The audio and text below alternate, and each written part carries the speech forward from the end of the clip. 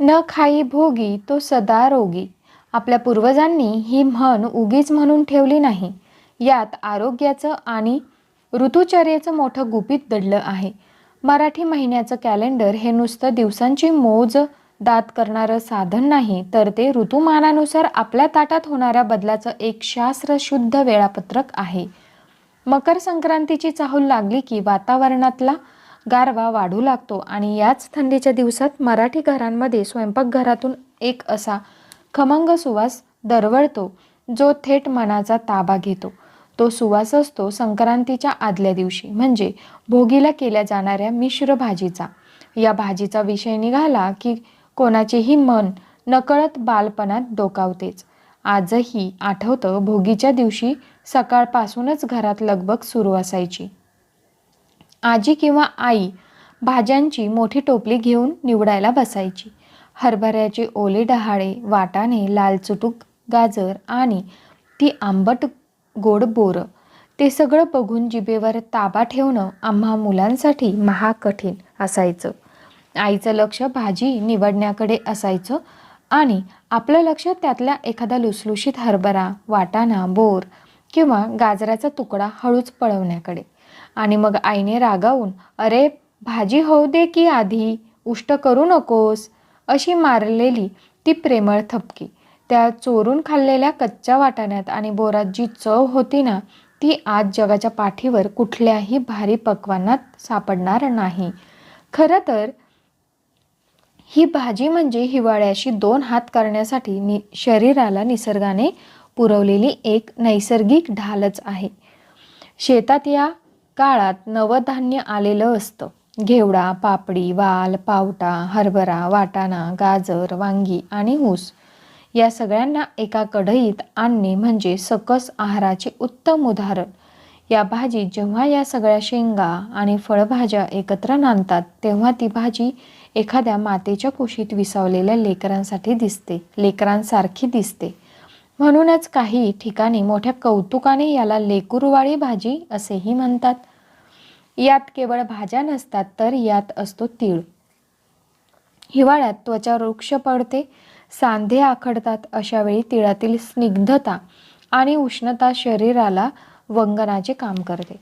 गाजराचे सत्व, शेंगदाण्याचे बळ आणि बाजरीची उष्णता जेव्हा एकत्र येते तेव्हा कफ आणि वात आपोआप आटोक्यात येतात. आपण उगाच महागड्या औषधांच्या मागे धावत असतो, पण पूर्वजांनी या एका वाटीत आरोग्याचं गुपित दडवलं आहे. महाराष्ट्राच्या वेगवेगळ्या कोपऱ्यात या भाजीचं रूप बदलतात, पण उद्देश तोच असतो.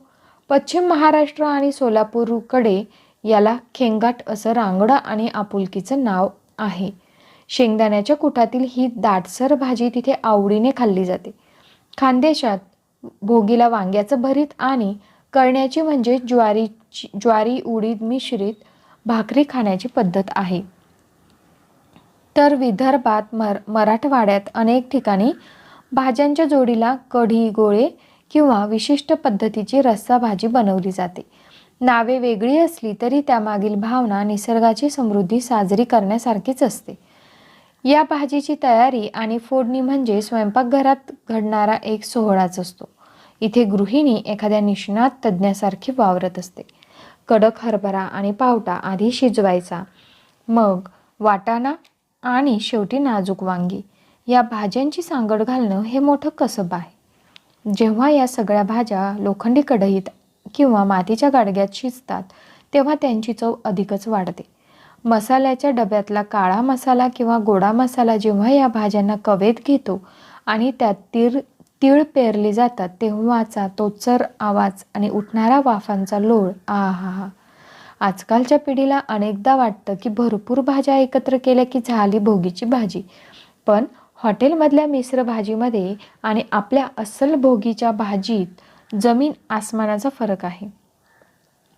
हॉटेलच्या भाजीला मी कृत्रिम सौंदर्य म्हणतो, जिथे काजूची पेस्ट, मलईच्या अतिरेकात भाजीची मूळ चव हरवून जाते. याउलट भोगीची भाजी म्हणजे अस्सल मराठमोळं नैसर्गिक सौंदर्य.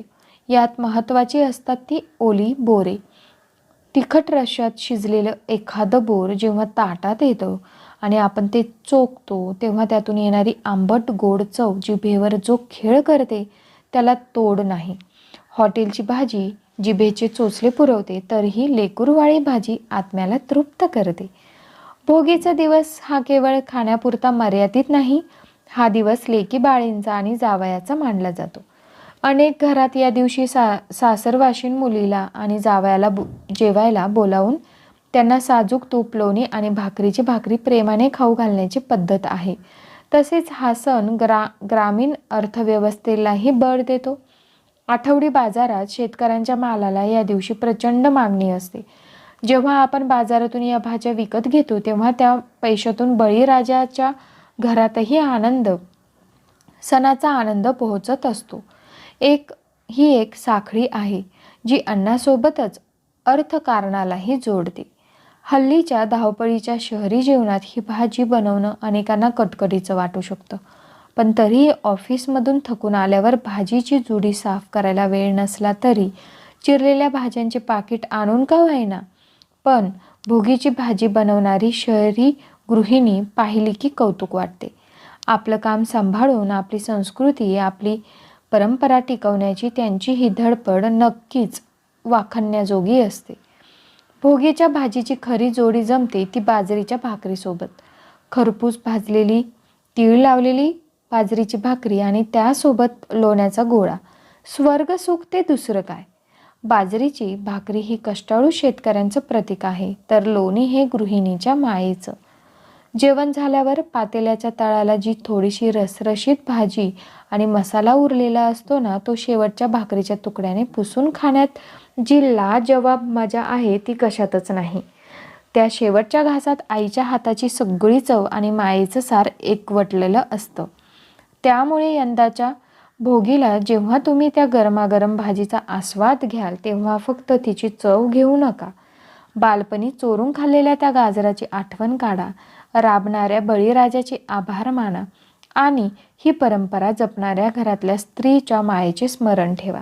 कारण भोगीची भाजी ही फक्त भाजी नाही, तर तो आपल्या संपन्न कृषी संस्कृतीचा, आरोग्याचा आणि नात्याचा एक खमंग वारसा आहे. तर तुम्हाला व्हिडिओ कसा वाटला? माहिती खूप छान होती ना? आवडली ना? मग व्हिडिओला नक्की लाईक करा आणि आपल्या चॅनलवरती नवीन असाल तर चॅनलला नक्की सबस्क्राईब करा. तसेच तुम्हाला आजचा दिवस खूप छान जावो आणि मकर संक्रांतीच्या हार्दिक शुभेच्छा. तिळगुळ घ्या, गोड गोड बोला. धन्यवाद. भेटूया पुढील व्हिडिओमध्ये. आणि कमेंट बॉक्समध्ये कमेंट करायला अजिबात विसरू नका. तिळगुळ घ्या, गोड गोड बोला असं कमेंट करा आणि भोगीची भाजी करायला मात्र विसरू नका. तर चला भेटूया पुढील व्हिडिओमध्ये. धन्यवाद.